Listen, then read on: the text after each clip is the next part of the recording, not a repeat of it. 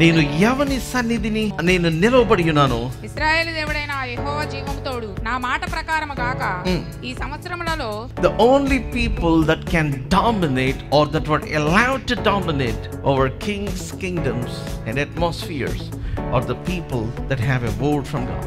రాజులు, చక్రవర్తులు, రాజ్యములు, పరిస్థితులు ఏవైనా సరే ఎవరు డామినేట్ చేయడానికి హక్కుదారులంటే దేవుని యొక్క వాక్యము ఎవరి దగ్గరికి వస్తుందో వాళ్ళకి మాత్రమే. అది ఎట్లాగంటే as you hear the word of God, దేవుని యొక్క వాక్యమును మీరు వినటం వలన you will hear a word from God. మీరు దేవుని యొద్ద నుంచి వచ్చే మాటను మీరు వింటారు. And now when you hear the word of God, దేవుని యొక్క వాక్యమును వింటున్నప్పుడు దేవుని దగ్గర నుంచి వచ్చే మాట మీకు వినపడుతుంది. You will hear a word from God and then it's just like the moment where water turns into wine. It will be like the moment where darkness becomes light. It is the moment where the Lazarus will come out. It is the moment like when you speak to the stone, it gives water. Amen. చాలా మందికి ఇది అర్థం కాదు. I mean, they bang their heads. Let me tell you, you be a hearer of the word of God.